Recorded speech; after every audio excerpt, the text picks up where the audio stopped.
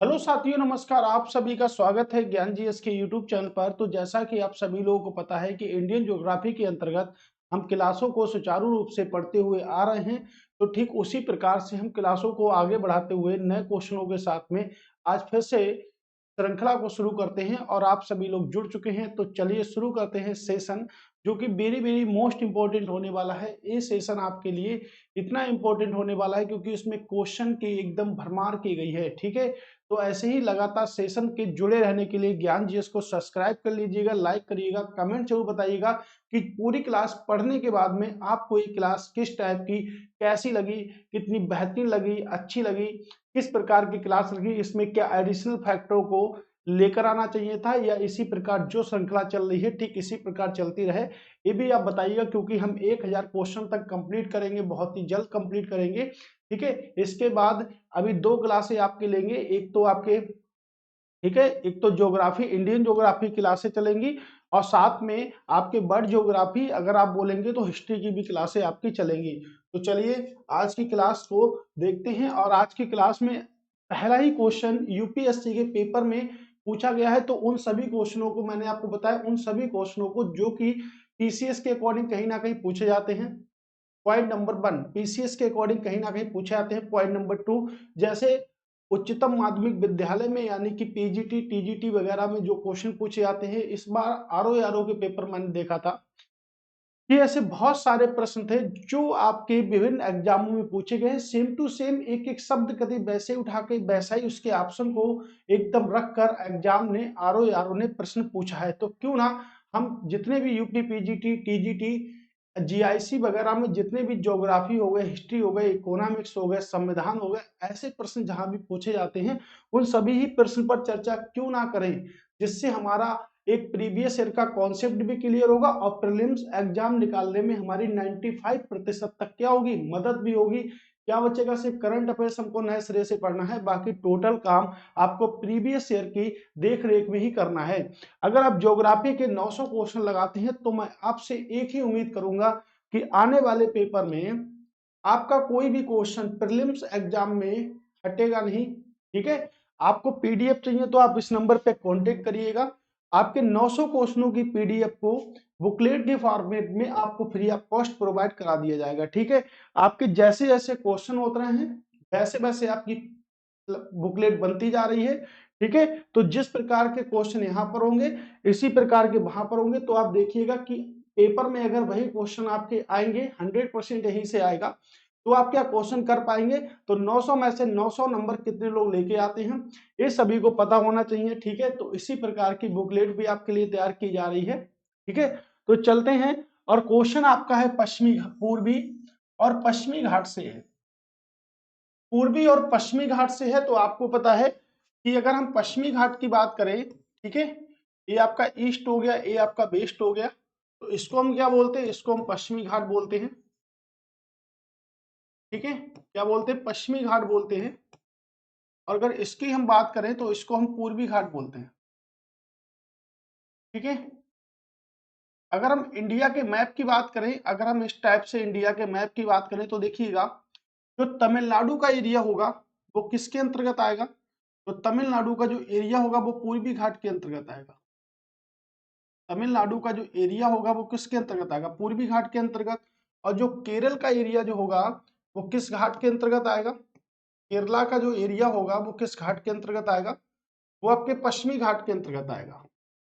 ठीक है, तो इतनी बात भी आप लोग याद रखिएगा ध्यान से। ठीक है, वो आपके किसके घाट के अंतर्गत आएगा। ठीक है, तो केरल का जो तट होता है इसको हम कहते हैं मालाबार का तट। क्या कहते हैं इसको हम, मालाबार का तट कहते हैं। बहुत आते हैं प्रश्न, क्या कहते हैं, मालाबार का तट। और जो तमिलनाडु का तट है इसे हम कहते हैं कोरोमंडल का तट। ठीक है, क्या कहते हैं इसे हम, कोरोमंडल का तट कहते हैं। ठीक है, याद रखिए क्या कहते हैं, कोरोमंडल का तट कहते हैं। ठीक है, अब एक बात याद रखिएगा कि पूर्वी घाट और पश्चिमी घाट, देखिएगा पूर्वी घाट की अगर बात करेंगे तो पूर्वी घाट में क्या है, बंगाल की खाड़ी है। क्या है आपके, बे ऑफ बंगाल पड़ता है इधर, बे ऑफ बंगाल पड़ता है, बे ऑफ बंगाल पड़ता है। और बे ऑफ बंगाल और पश्चिमी घाट में क्या पड़ता है आपके, अरब सागर पड़ता है। पश्चिमी घाट में क्या पड़ेगा आपके, अरब सागर पड़ेगा। तो पश्चिमी घाट में आपके अरब सागर है और पूर्वी घाट में क्या है, बे ऑफ बंगाल है, यानी कि बंगाल की खाड़ी है। तो भारत की ऐसी कितनी नदियां हैं, जैसे नर्मदा हो गई आपकी, ठीक है, ताप्ती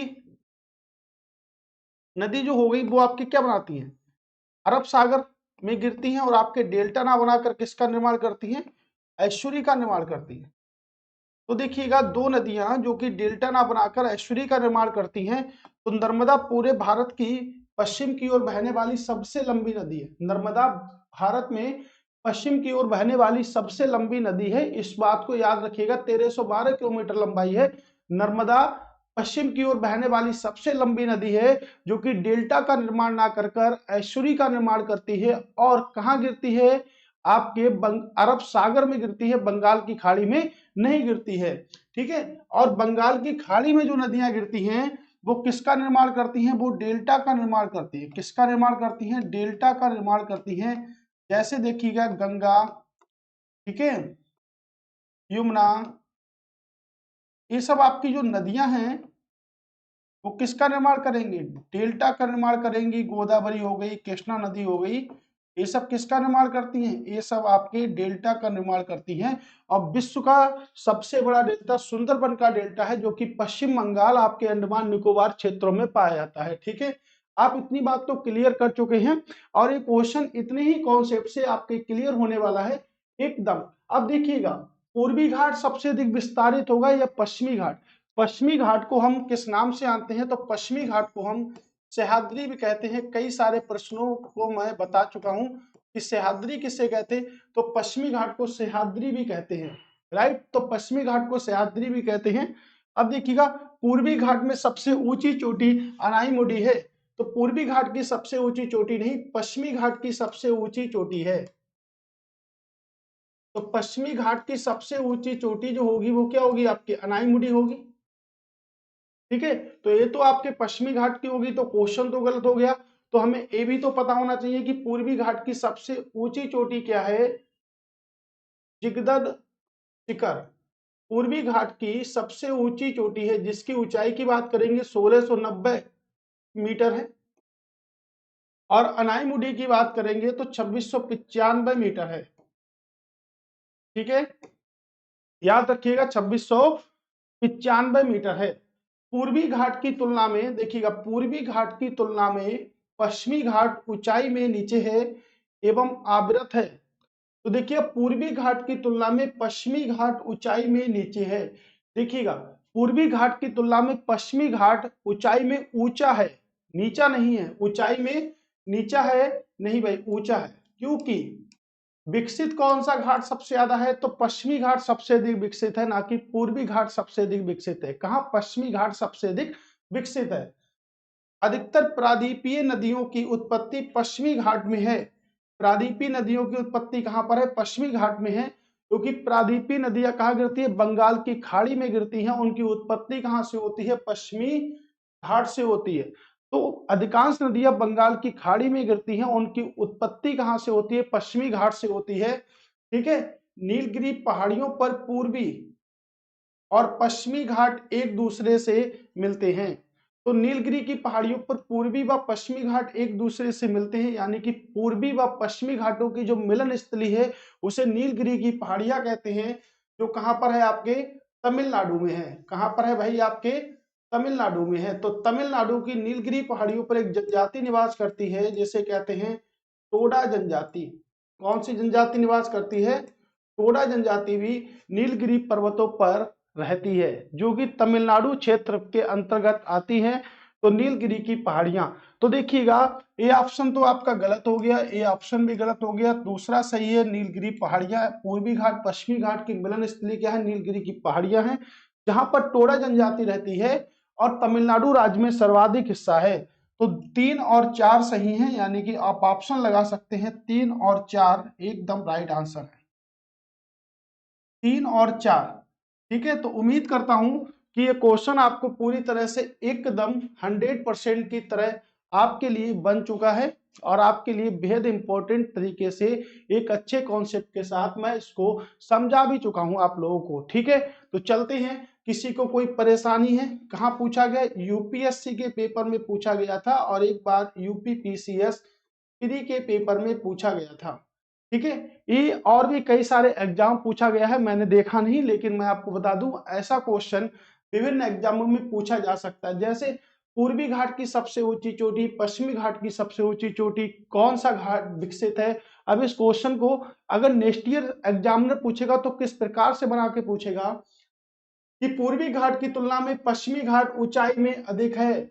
अब तो सही हो गया। पूर्वी घाट की तुलना में पश्चिमी घाट अधिक विकसित है, तो पश्चिमी घाट अधिक विकसित है अकॉर्डिंग आप पूर्वी घाट की। ठीक है, तो पश्चिमी घाट पूर्वी विकसित है। अधिकतर प्रायद्वीपीय नदियां बंगाल की खाड़ी में गिरती हैं और उनका उद्गम कहां से होता है? पश्चिमी घाट यानी कि सह्याद्री से होता है। ठीक है, तो एकदम बेहतरीन तरीके से मैंने इस प्रश्न को आपके लिए बताया है। तो आप कितना इस प्रश्न को समझ पाए हैं? तो पहले प्रश्न पर आप कमेंट जरूर कीजिएगा कि बिल्कुल एकदम पूरी तरीके से क्लियर हुआ है आप लोगों का, यह कॉन्सेप्ट क्लियर नहीं हुआ है। ठीक है, क्योंकि मैंने आपको पूरी हिम्मत के साथ में प्रश्न को पढ़ा दिया है। अब देखिएगा, इंदिरा गांधी नहर निम्नलिखित में से किससे निकलती है? तो इंदिरा गांधी नहर निम्नलिखित में से किससे निकलती है? ठीक है, बहुत ही इंपॉर्टेंट प्रश्न है। ठीक है, याद रखिएगा। अब देखिएगा, इंदिरा गांधी जो नहर है वो किससे निकलती है? इंदिरा गांधी नहर जो है वो 1948 में स्थापित करने की विचारधारा को प्रस्तुत किया गया था। ठीक है, स्थापित करने की विचारधारा को प्रस्तुत किया गया था, लेकिन इसका उद्घाटन जो हुआ था वो 31 मार्च 1958 को इसका उद्घाटन हुआ था। तो उस समय भारत के जो प्रधानमंत्री थे वो कौन थे? जवाहरलाल नेहरू थे। जवाहरलाल नेहरू थे। ठीक है, और कितने राज्यों में बनती है ये? तो देखिएगा, सबसे पहले पंजाब, आपके पंजाब के साथ में हरियाणा, हरियाणा के साथ में आपके राजस्थान। तो ये भी पूछा जा सकता है कि कितने राज्यों में है ये, पहला पॉइंट। दूसरा पॉइंट, किन किन नदियों की संगम पर है? तो सतलज, सतलज प्लस ब्यास नदियों के संगम पर है। कहां से निकलती है? तो हरके बैराज से निकलती है, हरके बैराज से निकलती है। ठीक है, कहां से निकलती है? हरके बैराज से निकलती है। इसे इंदिरा गांधी नहर का जो नाम दिया गया था वो कब दिया गया था? 2 नवंबर 1984 में इसे इंदिरा गांधी का नाम दिया गया था। ठीक है, तो कहां से निकलती है? हरके बैराज से निकलती है। कहां से निकलती है भाई? हरके बैराज से निकलती है। ठीक है, कहां से निकलती है? हरके बैराज से निकलती है। याद रखिएगा, इंदिरा गांधी नहर 3 राज्यों में सीमा बनाती है। सूची ए को सूची 2 से सुमेलित कीजिए और सूचियों के नीचे दिए गए कोटों का प्रयोग कीजिए। क्या क्वेश्चन है, एकदम जबरदस्त तरीके से। देखिएगा, इसके आंसर कहाँ गए? चलिएगा, आंसर तो नहीं है, ऐसे मिला लेते हैं इसको। जैसे अभी एक पेपर हुआ था, पैट का पेपर हुआ था 2 साल पहले, जो पेपर हुआ था उसमें क्वेश्चन पूछा गया था कि सलाल परियोजना किस नदी पर है। तो मुझे उम्मीद है कि सभी ने सही लगाया होगा, क्योंकि सलाल परियोजना चिनाब नदी पर है। किस नदी पर है आपके? चिनाब नदी पर है। टिहरी परियोजना मैं आपको पढ़ा चुका हूं, किस नदी पर है? तो देखिएगा, भागीरथी नदी पर है। किस नदी पर है? भागीरथी नदी पर है। राणा प्रताप सागर परियोजना किस नदी पर है? देखिएगा, चंबल नदी पर है। और आपके मैथन बांध किस नदी पर है? ठीक है, बराकर नदी पर है। कोई बताएगा कि बराकर रिवर जो है वो आपके किस नदी की सहायक नदी है? तो बराकर रिवर की बात करेंगे, किस नदी की सहायक नदी है? दामोदर, जिसे बंगाल का शोक कहते हैं, दामोदर नदी। तो क्या और भी बांध बने हुए हैं? बिल्कुल, एक बांध है इंपोर्टेंट, तैलिया बांध। किस नदी पर बना हुआ है? ठीक है, बराकर रिवर यानी कि दामोदर नदी पर है। और आपको मैं कुछ इंपोर्टेंट परियोजना बता रहा हूं, जैसे तुलबुल,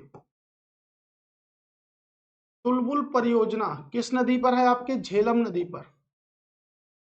ठीक है, ये भी आपके मैच करने के लिए आ सकते हैं।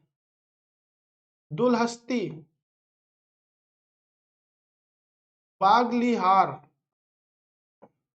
परियोजना किन नदियों पर है? यानी कि चिनाब नदी पर है।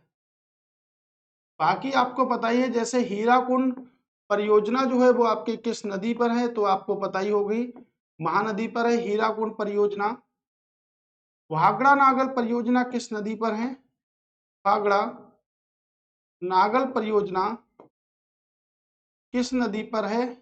ये देखिएगा, ये सब पॉइंट इंपॉर्टेंट हैं आपके लिए, ठीक है, और आपको मैंने बताया है, ठीक है। तो ये मैं आपको सिर्फ एडिशनल फैक्ट की तरीके बता दिया हूँ। क्वेश्चन मैं आपको बहुत सारे कराऊंगा, एक एक क्वेश्चन की पूरी डिटेल बताऊंगा।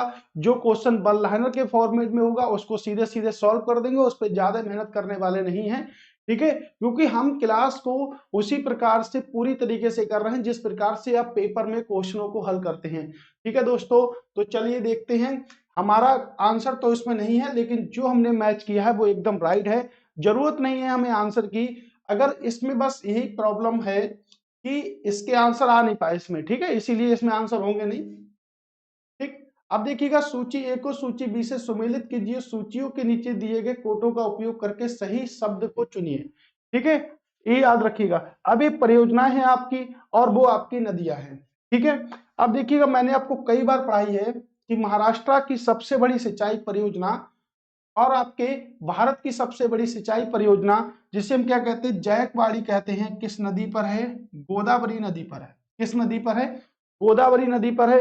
उकाई परियोजना किस नदी पर है? तापी नदी पर है, गुजरात में, ठीक है। मैराक्षी परियोजना किस नदी पर है? अंबी नदी पर है। और आपके सॉरी, मैराक्षी परियोजना किस नदी पर है? तो मैराक्षी परियोजना को लेकर आते हैं। जो मैराक्षी परियोजना है वो आपके मूथा नदी पर है, और जो आपके खंड का बसाल जो परियोजना है वो आपके अंबी नदी पर है। किस नदी पर है? आपके अंबी नदी पर है, ठीक है। एक परियोजना है आपके पोचमपाद, पोचमपाद परियोजना किस नदी पर है? ठीक है, कहां पर है? महाराष्ट्र में है आपके, किस नदी पर है? गोदावरी नदी पर। श्री सैलम परियोजना किस नदी पर है? श्री सैलम परियोजना आपके कृष्णा नदी पर है। देखिएगा, नोट कर लीजिएगा, कृष्णा रिवर। क्या इंपॉर्टेंट नहीं लग रही क्या? नागार्जुन सागर परियोजना किस नदी पर है? तो नागार्जुन सागर परियोजना भी आपकी किस नदी पर है? आपकी कृष्णा नदी पर है, ठीक है। बहुत इंपॉर्टेंट है, बहुत बहुत बहुत ज्यादा इंपॉर्टेंट है, ठीक है, बहुत बहुत इंपॉर्टेंट है, ठीक है, याद रखिएगा। तो ये कुछ परियोजना है जो कि वेरी वेरी मोस्ट इंपॉर्टेंट है दोस्तों, तो याद रखिएगा। चलते हैं नेक्स्ट क्वेश्चन पर। देखिएगा, काकरापार सिंचाई परियोजना किस नदी पर स्थित है? तो काकरापार सिंचाई परियोजना किस नदी पर स्थित है? मैं कह सकता हूं कृष्णा नदी पर। अभी नागार्जुन सागर पड़ी है, गोदावरी नदी पर आपकी जो पोचमपाद और आपके जायकवाड़ी परियोजना है, भागीरथी नदी पर आपके टिहरी बांध परियोजना है, और तापी नदी पर आपके काकरापार परियोजना है, जो कि आपके कहां पर है? गुजरात में है। कहां पर है? गुजरात राज्य में है, गुजरात राज्य में है, ठीक है, याद रखिएगा कहां पर है? आपके गुजरात में। एक परियोजना है जिसे कहते हैं कैगा, कैगा, का से कर्नाटक, ठीक है। एक आपके तारापुर परमाणु ऊर्जा संयंत्र भी है। तारापुर कहां पर है? महाराष्ट्र में, भारत का सबसे पहला, ठीक है। नरौरा कहां पर है आपके? तो नरौरा की बात करेंगे, नरौरा आपके यूपी में है। नरौरा कहां पर है? यूपी में है, ठीक है। तो इसको भी कुछ जो पॉइंट मैं बता रहा हूं छोटे छोटे क्वेश्चनों पर, उनको बस याद रखिएगा और आपके लिए पूरा काम हो जाएगा। निम्नलिखित में से कौन सुमेलित नहीं है? देखिएगा क्वेश्चन, देखिएगा कौन सुमेलित नहीं है? हुंड्रू प्रताप स्वर्णरेखा नदी, सचाई प्रताप बिहड़ नदी, धुआंधार नर्मदा नदी, बूढ़ा बाग प्रताप काची नदी। देखिएगा, हुंड्रू जल प्रताप आपके सही है, स्वर्णरेखा नदी पर है। सचाई कहां पर है? बिहड़ नदी पर है। धुआंधार जल प्रताप आपके नर्मदा नदी पर है। बूढ़ा घाघ प्रताप आपके किस नदी पर है? ये आप लोग कमेंट्स बॉक्स में बताएंगे कि भाई ये किस नदी पर है, ठीक है, क्योंकि यही तो हमारा गलत है। और गलत को हमें सही करना है, तो हर गलत को सही हम तो नहीं करेंगे, कुछ क्वेश्चन आप भी सही कर लीजिएगा। ठीक है, तो देखिएगा वेरी वेरी मोस्ट इंपोर्टेंट है आपके लिए। ठीक है, ऑप्शन नंबर डी इसका राइट आंसर क्या होगा, क्या हो सकता है इसका राइट आंसर, ये आपके ऊपर ही डिपेंड करेगा दोस्तों। ठीक है, ठीक है, याद रखिएगा। चलिए नेक्स्ट क्वेश्चन, निम्नलिखित में से कौन से क्षेत्र के जलवायु कारक महत्वपूर्ण होते हैं? निम्नलिखित में से कौन सा एक क्षेत्र के जलवायु का महत्वपूर्ण कारक नहीं है? महत्वपूर्ण कारक नहीं है, यानी कि कौन सा ऐसा है जो कि महत्वपूर्ण कारण नहीं है। देखिएगा, अगर भारत की बात करें, भारत की जलवायु कैसी है, तो भारत की जलवायु मानसूनी जलवायु है। कैसी जलवायु? भारत की मानसूनी जलवायु है। तो भारत की जलवायु मानसूनी जलवायु है, राइट। अब भारत की जलवायु मानसूनी जलवायु है, तो मानसूनी का मतलब क्या है? यानी कि भारत उष्ण व उपोष्ण दोनों कटिबंधों में स्थित होगा, दोनों कटिबंध में स्थित होगा, तभी तो हम कह सकते हैं कि भारत की जो जलवायु है वो कैसी है, आपकी मानसूनी जलवायु। भारत की जलवायु कैसी है, अभी तो मैं कह सकता हूं मानसूनी जलवायु है। भारत की जलवायु कैसी है, आपकी मानसूनी जलवायु। ठीक है, तो भारत की जलवायु मानसूनी जलवायु है, और भारत उष्ण व उपोष्ण कटिबंध में स्थित है, क्योंकि मानसूनी किस भाषा का शब्द है, तो मानसूनी अरबी भाषा का शब्द है। ठीक है, अब मानसून को प्रभावित करने वाले कारक लैटिट्यूड होता है, लॉन्गिट्यूड होता है, हाइट होती है, समुद्र से दूरी होती है। देखिएगा, अक्षांश तो होता है, अक्षांश तो कारक है, ऊंचाई कारक है, समुद्र से दूरी कारक है। अगर मैं ई की बात करूं तो देखिएगा दाब भी कारक होते हैं, और अगर एफ की बात करूं तो देखिएगा पवन भी कारक होते हैं। ठीक है, पवनें भी कारक होती हैं, यानी कि हवाएं। अगर हिंदी में मैं लिखूं तो क्या कह सकता हूं उनको, हवाओं। ठीक है, हवाएं भी होती हैं। और आपके देखिएगा देशांतर, यानी कि देशांतर कारक नहीं होता। ठीक है, देशांतर कारक नहीं होता है। देशांतरीय रेखा मैंने आपको पढ़ाई थी, देशांतरीय रेखा कितनी होती है, 82 डिग्री 1/2। भारत का आईएसटी जो लिया जाता है वो आपके 82.5 डिग्री पूर्वी देशांतर रेखा से लिया जाता है, यानी कि भारतीय मानक समय, भारतीय मानक समय, भारतीय मानक समय जिसे हम बोलते हैं IST, Indian standard time, IST. ठीक है, आईएसटी बोलते हैं। किन किन राज्यों में है, देखिएगा आंध्र प्रदेश में आपका आईएसटी है, उत्तर प्रदेश में भी आपके आईएसटी है, एमपी में है आपके, ठीक है, छत्तीसगढ़ में आईएसटी है, कहां पर आईएसटी है, आपके उड़ीसा में आईएसटी। ठीक है, याद रखिए कहां पर, उड़ीसा में आईएसटी है। तो 5 राज्य यानी कि 5 स्टेट में आपका आईएसटी समय है 82.5 डिग्री रेखा के अकॉर्डिंग। उत्तर प्रदेश में कहां से आती है, तो उत्तर प्रदेश में इलाहाबाद के मिर्जापुर, यानी कि इलाहाबाद के नैनी से होकर मिर्जापुर, तो नैनी और मिर्जापुर लिख सकते हैं उत्तर प्रदेश में। ठीक है, कितने घंटे आगे है, तो ग्रीनविच समय से 5.5 घंटे आगे है, 5 घंटे आगे, तो 5.5 घंटे आगे, राइट।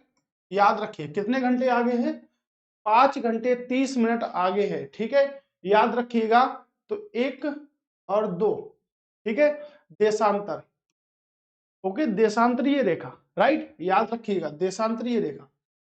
प्रथम राष्ट्रीय जल नीति किस वर्ष अपनाई गई थी, प्रथम राष्ट्रीय जल नीति किस वर्ष अपनाई गई थी? देखिएगा, विश्व जल दिवस की अगर बात करें, विश्व जल दिवस, विश्व जल दिवस, तो विश्व जल दिवस कब बनाते हैं, 22 मार्च को विश्व जल दिवस बनाते हैं। ठीक है, याद रखिएगा विश्व जल दिवस 22 मार्च को बनाते हैं।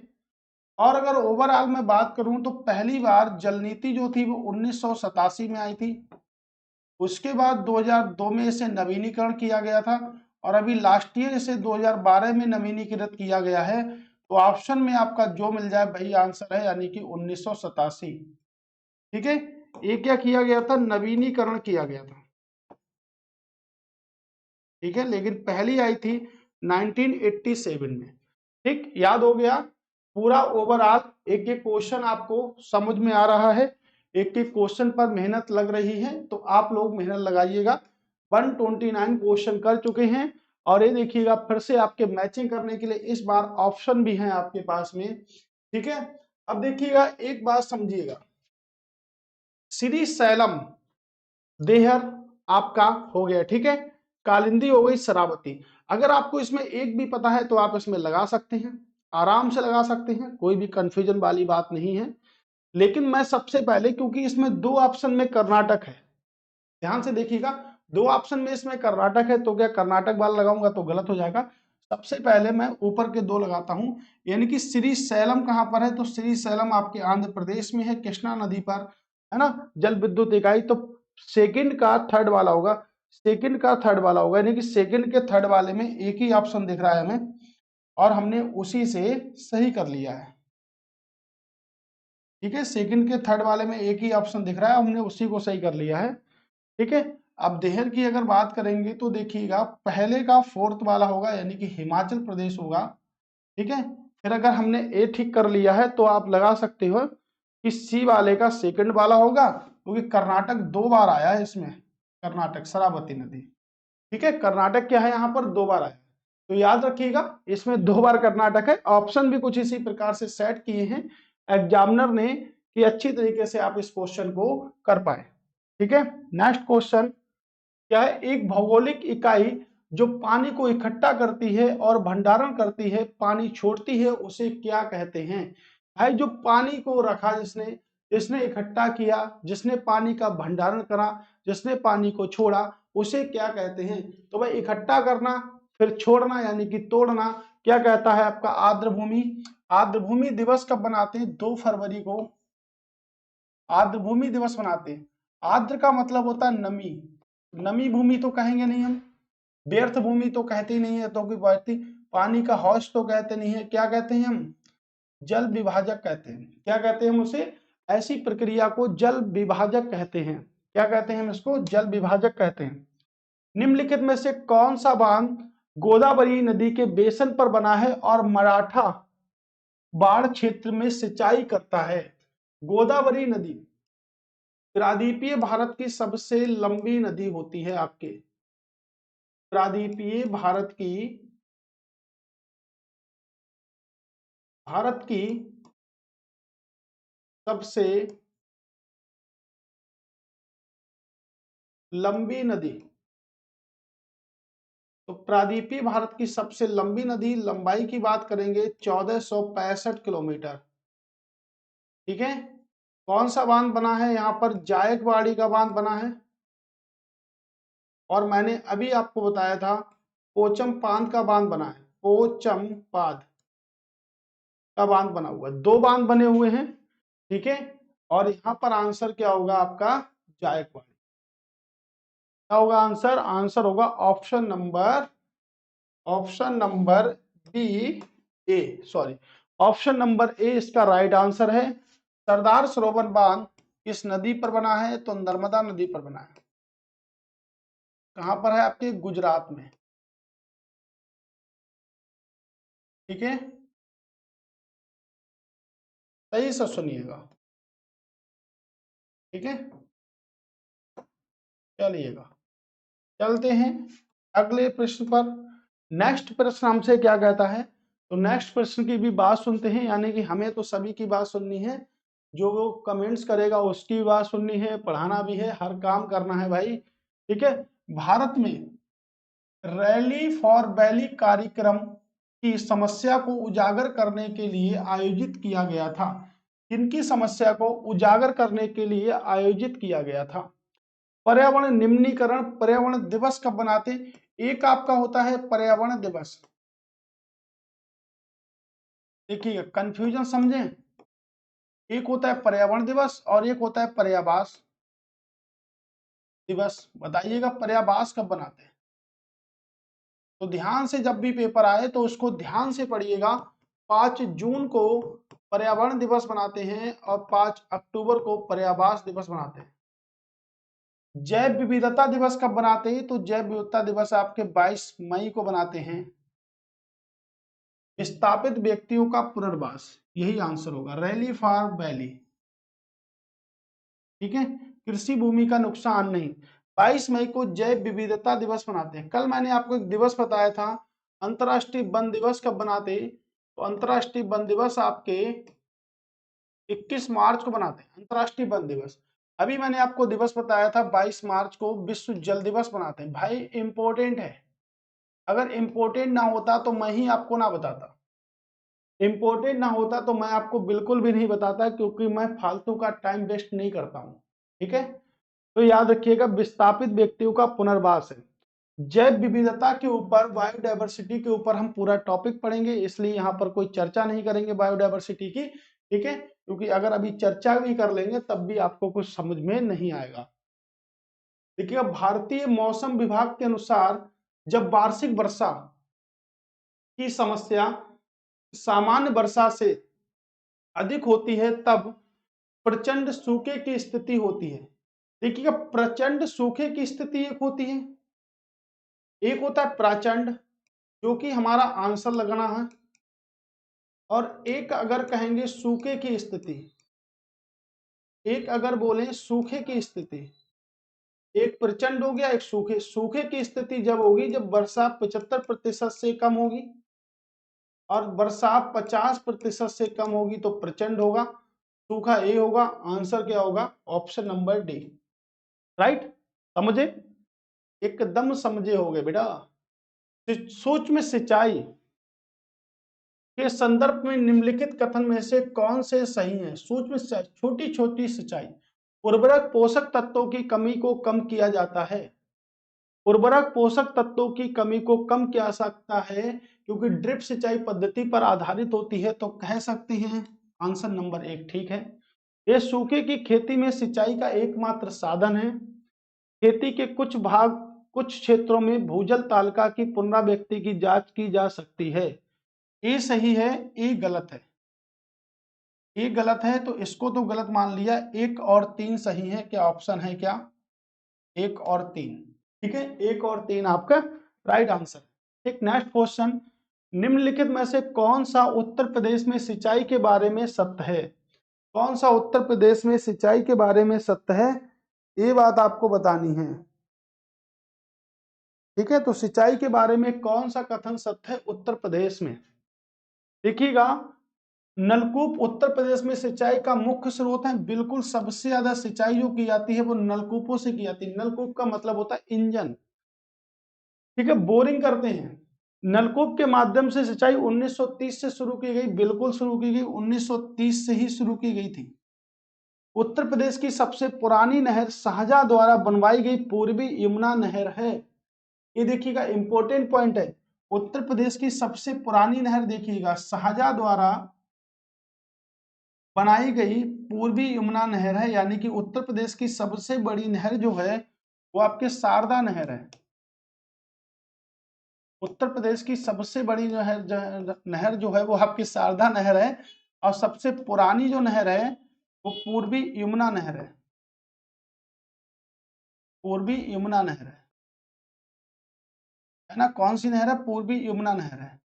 ठीक, उपयुक्त सभी विकल्प सही हैं। तो भाई एक पॉइंट तो समझ में आ गया कि उपयुक्त के सभी विकल्प क्या हैं? सही हैं। उपयुक्त के सभी विकल्प क्या हैं? सही हैं। ठीक है, उपयुक्त के सभी विकल्प क्या हैं? एकदम राइट है। चलिए, अल नीनो के संदर्भ में कौन से कथन सत्य हैं? अल नीनो, अल नीनो का मतलब क्या होता है? एक स्पेनिश शब्द है। कैसा शब्द है? आपके स्पेनिश भाषा का शब्द है। तो पढ़िएगा कि अल नीनो के संदर्भ में कौन से कथन सही हैं, ये याद रखिएगा। चलिए, अल नीनो के बारे में देखिएगा कौन कौन से कथन सत्य हैं।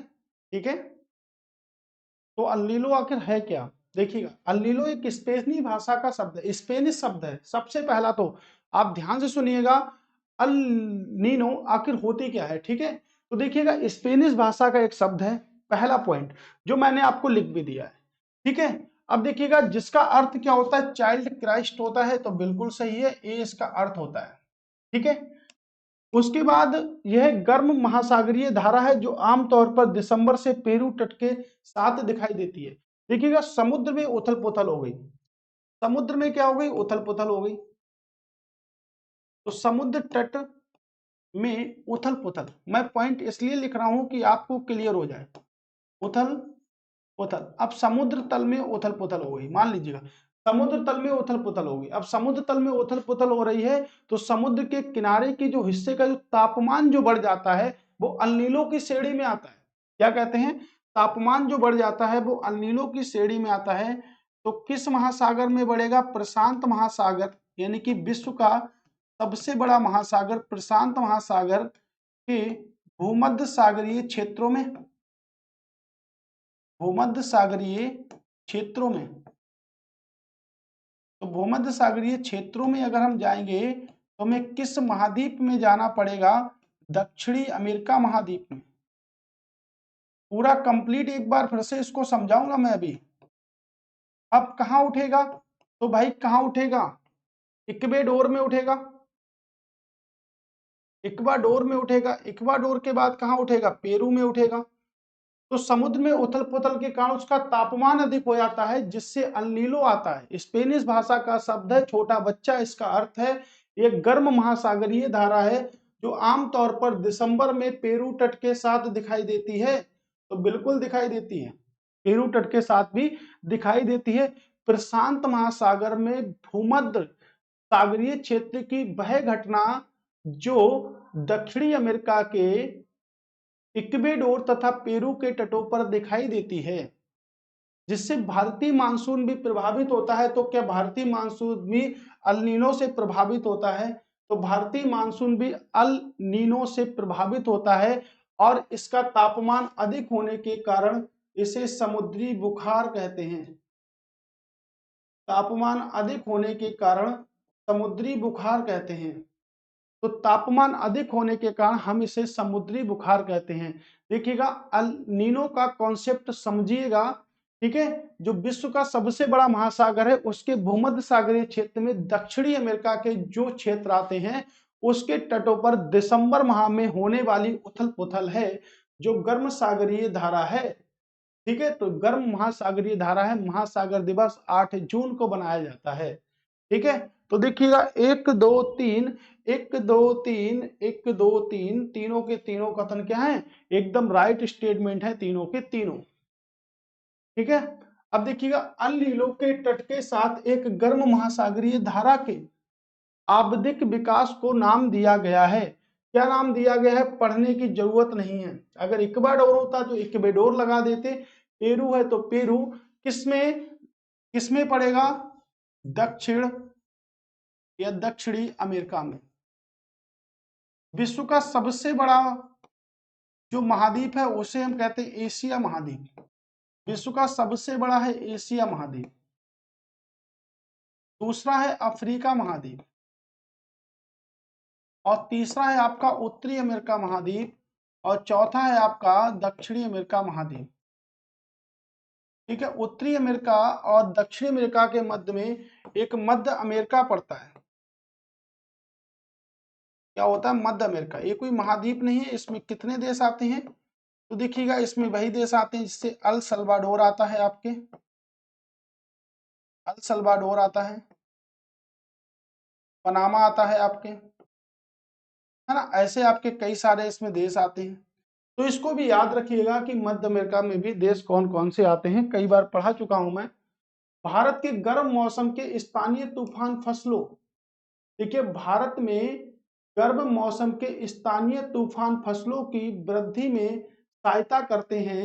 निम्नलिखित में से स्थानीय तूफानों में कौन सा नाम अपने क्षेत्र के साथ सही ढंग से मेल नहीं खाता है, कौन सा सही ढंग से मेल नहीं खाता है। आम्र वर्षा कर्नाटक में होती है, बिल्कुल सही है, आम्र वर्षा कर्नाटक में होती है। मंजरी वर्षण आपके केरल में होता है, बिल्कुल सही है। लू आपके उत्तर प्रदेश में चलती है, पश्चिम की ओर चलने वाली हवाएं। काल बैसाखी आपके तमिलनाडु में है क्या? नहीं भाई, काल बैसाखी तमिलनाडु में नहीं मिलेगी। काल बैसाखी मिलेगी आपको, कहां पर मिलेगी काल बैसाखी? पश्चिम बंगाल, पश्चिम बंगाल प्लस असम क्षेत्रों में मिलेगी। पश्चिम बंगाल व असम के क्षेत्रों में मिलेगी, ठीक है, पश्चिम बंगाल व असम के। तो ऑप्शन आपका कौन सा हो गया? ऑप्शन आपका हो गया डी। डी राइट आंसर है इसका, क्योंकि यही इसका क्या है, गलत है, सही हमने आपको बता दिया है, ठीक है। निम्नलिखित में से पछुआ पवनों की मुख्य विशेषता क्या है? वे अलग अलग मौसमों में अपनी दिशा बदलती हैं, वे पूरब से पश्चिम दिशा में स्थायी रूप से बहती हैं, समुद्र से जमीन की ओर बहती हैं, ये स्थायी पवने हैं। तो पछुआ पवने की मुख्य विशेषता ये है कि ये स्थायी पवने हैं, ठीक है, परमानेंट पवने हैं आपके, ठीक है। बाकी सबके सब ऑप्शन आपके गलत हैं। और एक क्वेश्चन आपके आरओ एआरओ के एग्जाम में पूछा गया था, जो कि मोस्ट इंपोर्टेंट है, ठीक है, बीओ के एग्जाम में पूछा गया था, यूपीपीसीएस ने भी इसको पूछा है कई बार, ठीक है, और एक बार यूपीएससी ने भी पूछा है, यूपीपीजीटी ने पूछा है, टीजीटी ने भी पूछा है, जीआईसी में भी आया है भाई, ऐसा कोई एग्जाम नहीं। यूपीएसआई में भी पूछा गया था, यूपीएसआई में भी पूछा गया था कांस्टेबल में, आरपीएफ एसआई में भी पूछा गया था। अब देखिएगा, आप मिलान कर लीजिएगा, अगर लग रही हो ये बात सच नहीं है तो सच करिएगा आप लोग, है ना। इसको आप जितनी जगह सर्च करेंगे उतनी जगह ये क्वेश्चन आपको मिलेगा। ग्रीष्म काल में उत्तरी मैदानों में बहने वाली पवन को क्या कहते हैं? तो ग्रीष्म काल में उत्तरी मैदानों में बहने वाली पवन को क्या कहते हैं? लू के नाम से जानते हैं। किस नाम से जानते हैं? लू के नाम से जानते हैं भाई, इस पर कोई डिस्कस नहीं, क्योंकि पश्चिम की ओर चलने वाली हवाओं को हम क्या कहते हैं? लू कहते हैं। लू लग जाएगी, लू ना लगे, लू ना लगे, लू लू लग गई तुम्हें, क्या करोगे? प्याज खाओ, अनियन, अनियन खाओ, प्याज खाओ, ऑनियन खाओ, और आपको लू नहीं लगेगी। जितना से ज्यादा आप प्याज खाएंगे तो आप लू से बचे रहेंगे। उत्तर प्रदेश में लू बहुत चलती है, पश्चिम की ओर चलने वाली, उत्तरी मैदानों की ओर ग्रीष्म काल में चलने वाली हवाओं को लू कहते हैं। और लू ऐसी व्यवस्था है जो आपके शरीर को बहुत ही ज्यादा क्षतिग्रस्त कर देती है, जिससे आप प्याज का सेवन करें और आप लू से बचें, ठीक है। भारत में शीत ऋतु के संदर्भ में निम्नलिखित कथनों पर विचार कीजिए। कथन कौन से सही है, ये भी विचार करना है। भारत में शीत ऋतु के दौरान हिमालय के उत्तर में स्थित क्षेत्रों में उच्च दबाव का क्षेत्र विकसित हो जाता है। बताइएगा भाई, क्या ऑप्शन सही है? ऑप्शन सही की ओर हम अग्रसर हो जाएं क्या? फिर से पढ़िएगा, अगर एक बार में समझ में ना आए तो दोबारा दोबारा से पढ़िएगा। भारत में शीत ऋतु के दौरान हिमालय के उत्तर में स्थित क्षेत्रों में उच्च दबाव का क्षेत्र विकसित हो जाता है।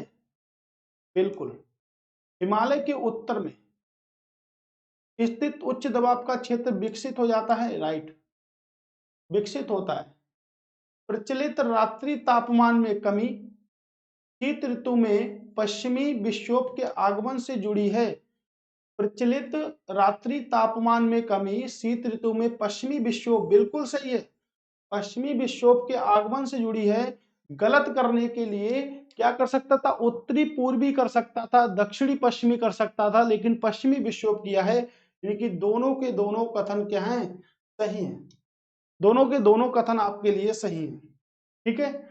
अरुण जल विद्युत परियोजना भारत और के सहयोग से है। भारत और किस देश के सहयोग से है अरुण परियोजना?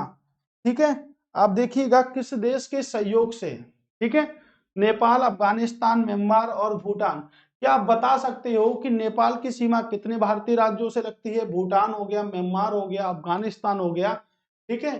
तो देखिएगा, अरुण जल विद्युत परियोजना, अरुण जो है ट्रांस हिमालय की सबसे बड़ी नदी है, जो नेपाल के सहयोग से भारत में बनाई जा रही है।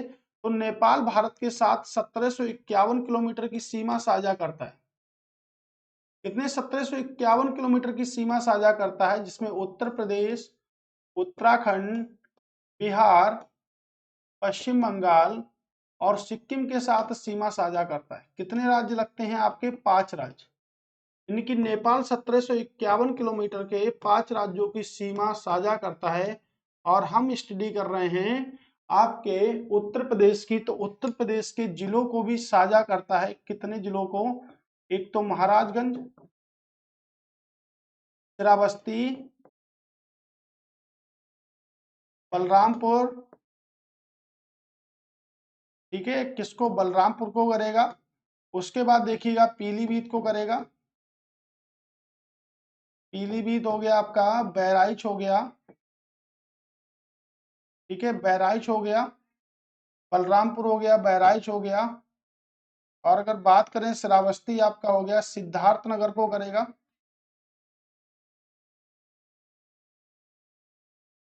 ठीक है, और लखीमपुर खीरी को करेगा।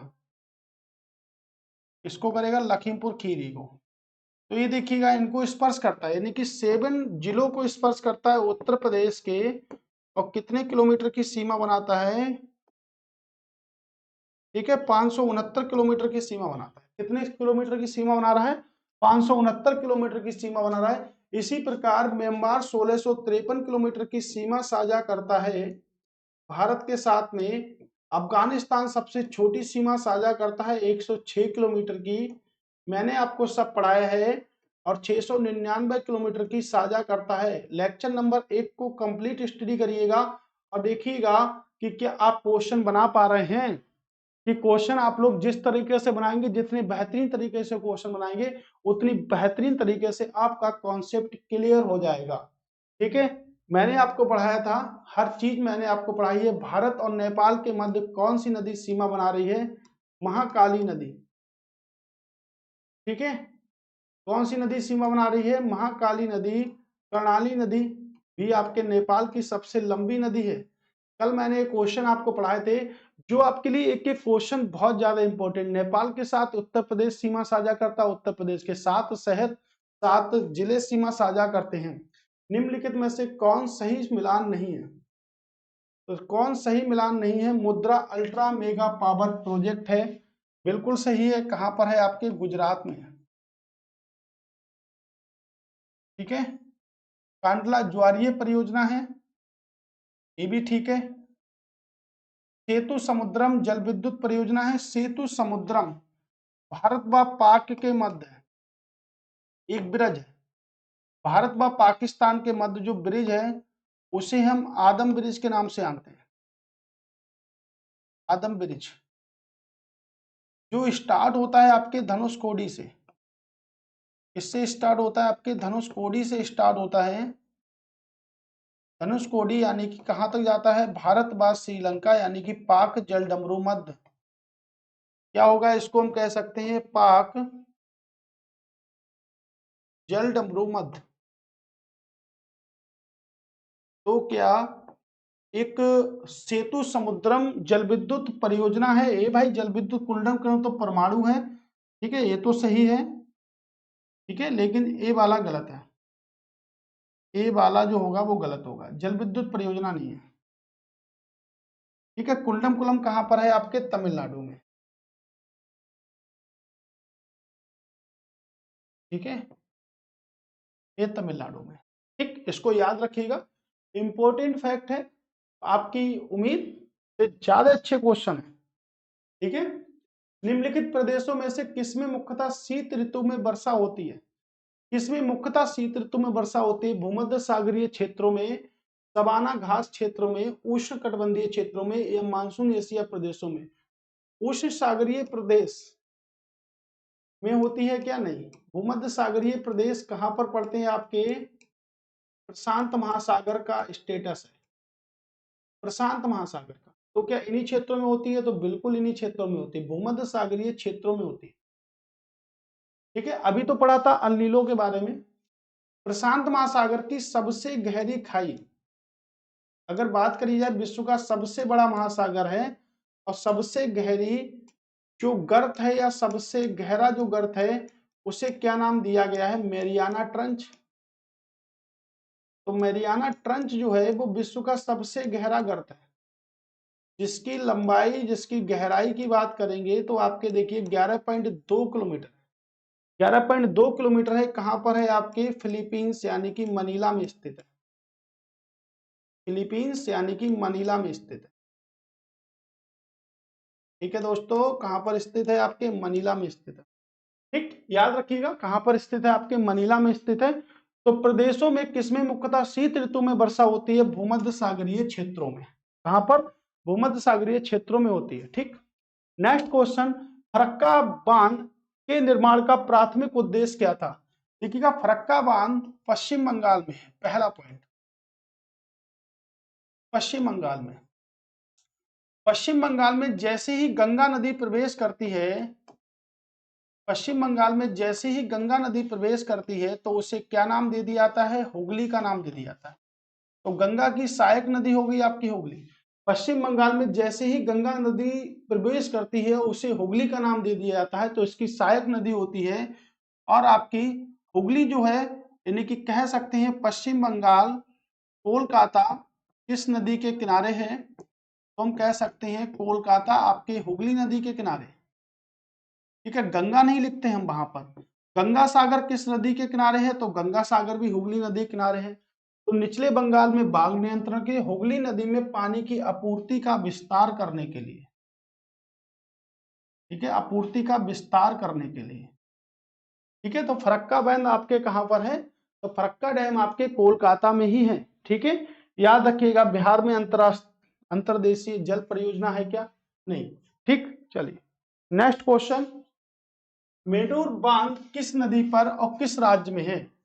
तुंगभद्रा नदी कर्नाटक में है। तुंगभद्रा किसकी सहायक नदी है? तो भाई सबसे बड़ी कृष्णा नदी की सबसे बड़ी सहायक नदी है। प्रायद्वीपीय भारत की दूसरी सबसे बड़ी नदी है और भारत की तीसरी सबसे बड़ी नदी है कृष्णा नदी। विजयवाड़ा शहर किस नदी के किनारे है? तो कृष्णा नदी के किनारे है। बहुत आता है पेपर में, विजयवाड़ा शहर किस नदी के किनारे है? कृष्णा नदी के किनारे।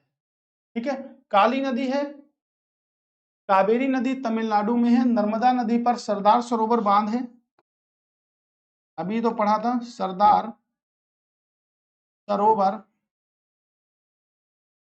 बांध है। तो सरदार सरोवर बांध है। ठीक है, सरदार सरोवर बांध हो गया। कावेरी नदी पर शिव समुद्रम बांध भी है, शिव समुद्रम बांध भी है। और बहुत सारे बांध है, काली नदी नहीं, यानी कि मिंटूर बांध भी कहां पर है? तो भाई कहां पर है? ठीक है, कावेरी नदी पर है। राइट, कहां पर है? आपके कावेरी नदी पर है। राइट, याद रखिएगा कावेरी नदी पर है। नेक्स्ट क्वेश्चन, सरयू नहर राष्ट्रीय परियोजना के संदर्भ में कौन से कथन सत्य हैं? कौन सी नहर परियोजना? सरयू नहर राष्ट्रीय परियोजना के संदर्भ में कौन से कथन सत्य हैं? ठीक है, यह परियोजना 1978 में शुरू की गई थी। तो यह परियोजना वर्ष 1978 में शुरू की गई थी, यस या नो? राइट, इसका उद्घाटन जनवरी 2022 में बलरामपुर उत्तर प्रदेश से हुआ था। ये भी ठीक है, ये भी ठीक है। देखिए लेटेस्ट क्वेश्चन है, बिल्कुल बिल्कुल लेटेस्ट क्वेश्चन है। 2022 की बात है तो लेटेस्ट ही क्वेश्चन है। ठीक है, मेजा बांध का निर्माण कहां किया गया था? मेजा बांध का निर्माण कहां किया गया था? कोठारी नदी पर। कहां पर किया गया था? कोठारी नदी पर किया गया था मेजा बांध का निर्माण। ठीक है, याद रखिए कहां पर? अभी कोठारी नदी पर।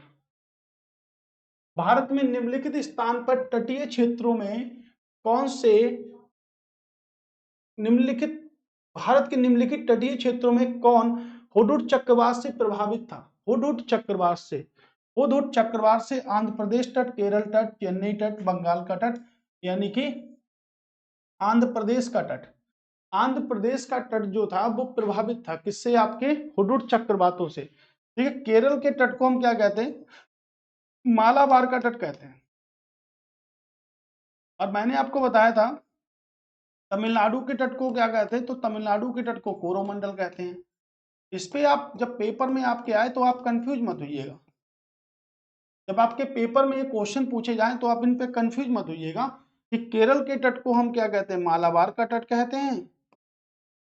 और कोरोमंडल तट को हम क्या कहते हैं? तमिलनाडु का तट कहते हैं। है ना, अगर आप इन पे कंफ्यूज हो गए तो थोड़ी सी प्रॉब्लम हो सकती है आपको। ठीक है, चेन्नई तट, चेन्नई से क्या मापा जाता है? समुद्री तल मापा जाता है। समुद्र तल कहां से मापा जाता है? चेन्नई से। जैसे आप रेलवे स्टेशन पर कभी गए होंगे तो आपने वहां पर एक बोर्ड लगा हुआ देखा होगा पीले कलर, उससे समुद्र तल से ऊंचाई उसकी कितनी है। ठीक है, तो समुद्र तल से ऊंचाई मापी जाती है कहाँ से, आपके केरल से, सॉरी चेन्नई से मापी जाती है। बंगाल का जो तट होता है, बंगाल में बहुत सारे भूकंप आते हैं, है ना। बंगाल का शोक किस नदी को कहते हैं, तो बंगाल का शोक हम कहते हैं दामोदर नदी को। ठीक है, बंगाल का शोक हम कहते हैं दामोदर नदी को, राइट। तो ये सब बातें आपको याद रखनी है और यही सब बातों से हमारे क्वेश्चन बनेंगे, अच्छे अच्छे बेहतरीन तरीके से क्वेश्चन बनेंगे। अभी देखिएगा, अभी तो स्टार्ट हुआ है क्या, अभी तो बहुत क्वेश्चन बाकी है ना।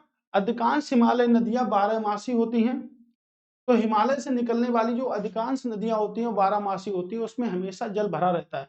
तो हिमालय, हिमालय की सबसे ऊंची चोटी क्या है, माउंट एवरेस्ट। एक लॉजिकल पॉइंट बताता हूं, माउंट एवरेस्ट। अभी मैंने आपको बताया था कि हिमालय की सबसे ऊंची चोटी जो है वो माउंट एवरेस्ट है, कहां पर है, आपके नेपाल में।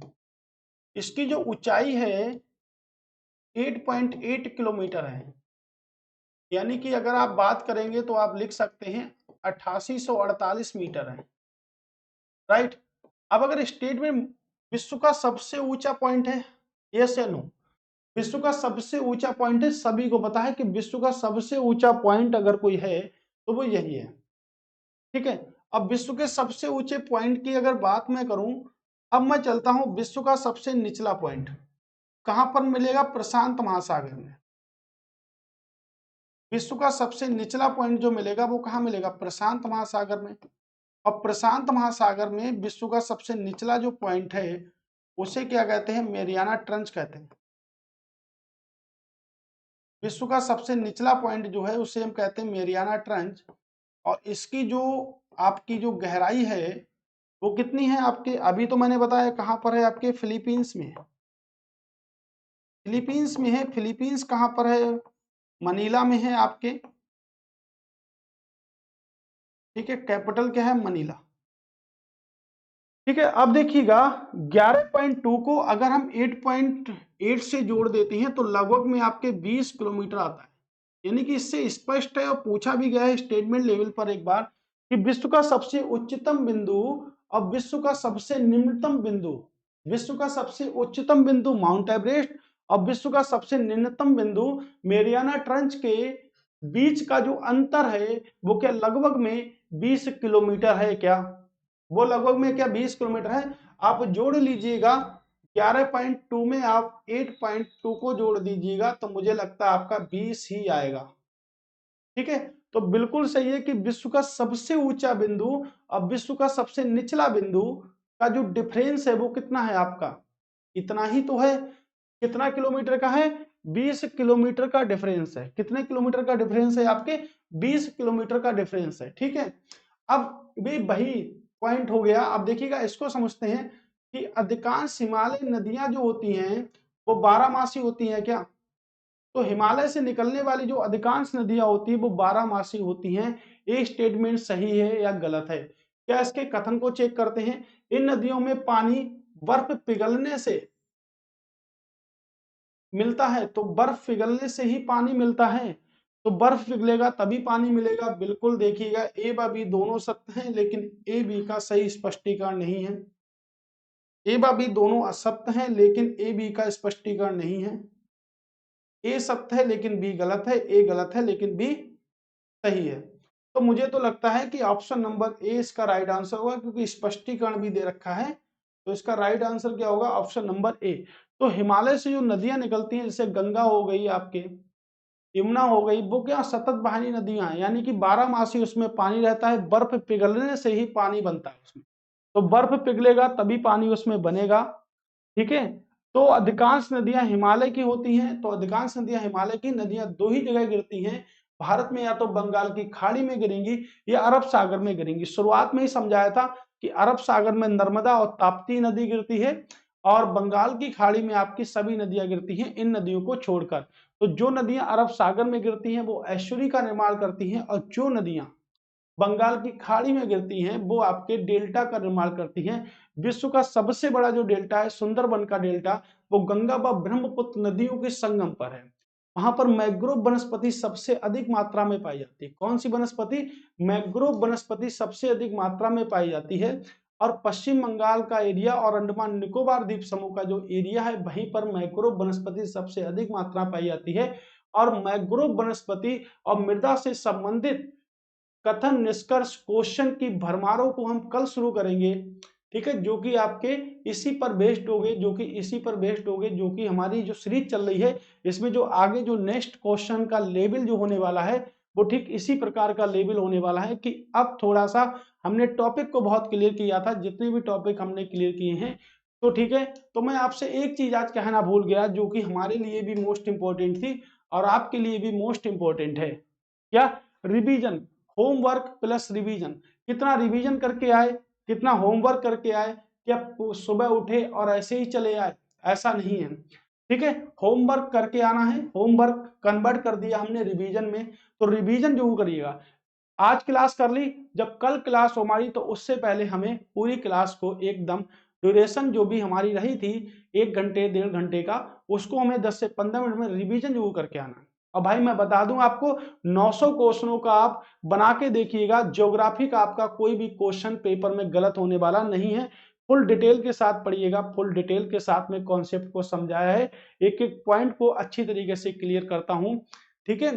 तो उम्मीद करता हूं आप लोग कमेंट्स भी करते हैं कि एक एक पॉइंट सर आपने अच्छी तरीके से क्लियर किया है, तो बहुत मेहनत लग रही है क्वेश्चन बनाने में, ठीक है। और आपको पता ही है, आप समझदार हैं कि कितनी मेहनत लग रही है ऐसे क्वेश्चन, फिर उनके विकल्पों को सेट करने में कितनी मेहनत लगती है। निम्नलिखित कथनों पर विचार कीजिए। तो विचार करना है, गेहूं और जौ रबी की फसलें हैं, तो गेहूं और जौ ये सब रबी की फसलें हैं, तो बिल्कुल सही है। रबी की फसलें तो वही, गेहूं भी रबी की फसल है, जौ भी गेहूं, ठीक है। ज्वार और चावल खरीफ की फसलें हैं, ज्वार और चावल खरीफ की फसलें हैं, ये भी सही है। ज्वार और चावल खरीफ की फसलें हैं, तो ऑप्शन आपका ए और बी दोनों सही हो गए, ठीक है। मेरा आपसे लास्ट क्वेश्चन है ये आपका, और इससे एक ही विनती है कि जितनी भी आपकी रबी की फसलें हैं और खरीफ की फसलें हैं, आप कमेंट्स मत करिएगा इनको, क्योंकि कमेंट्स तो आपने आज तक एक भी क्वेश्चन का किया ही नहीं है, ठीक है। कमेंट्स तो आप लोग करते नहीं एक भी क्वेश्चन का। तो इसमें सिर्फ आपको ये करना है कि आप अपनी कॉपी में लिख लीजिएगा रबी की फसलें कौन सी हैं, खरीफ की फसलें कौन सी हैं। जैसे किसी ने बोल दिया सरसों, अरहर, कैसी फसलें हैं, तो जो आपका कैसी फसलें हैं, ये सब आपके क्वेश्चन जब पेपर में आएंगे तो भाई मुझे बेकार लगेगा कि आपका क्वेश्चन गलत हो गया। तो जितनी बात मैं आपको बता रहा हूं, आप बातों पर ज्यादा ध्यान दीजिएगा, बातों से ही क्वेश्चन बनेंगे, ठीक है। सीरीज हमारी लगातार चली रही है, अगर आपने फुल वीडियो को वॉच किया है तो उसके लिए धन्यवाद। अगर आपने नहीं किया है तो अपनी आप आदत डाल लें कि आपको यहीं से क्वेश्चन मिलेंगे। आप चेक करना चाहे तो 80 वीडियो जो पिछली बार जो मैंने आरओ के लिए पढ़ाई थी उसमें से आपका कम से कम 75 पेपर फंसा था। पूरी कंप्लीट वीडियो इसलिए नहीं पढ़ा पाया था, थोड़ी सी प्रॉब्लम हो गई थी, इसलिए वहां पर नहीं पढ़ा पाया था, तबीयत बहुत ज्यादा खराब हो चुकी थी, इसलिए नहीं पढ़ा पाया था। यहाँ पर जो आपने फुल वीडियो वॉच की है तो आप सभी वीडियो फुल वॉच करिएगा और लोगों को शेयर कर दीजिएगा, कमेंट जरूर करिएगा। अगर आपका कोई भी सजेशन है तो हमें बताइएगा जरूर। चलिए चलते हैं, आपको नई क्लास में ले चलेंगे, ठीक है, नेक्स्ट दिन पर नई क्लास में। थैंक्स फॉर वॉचिंग दोस्तों, तब तक के लिए नमस्कार, टाटा, बाय बाय, जय हिंद।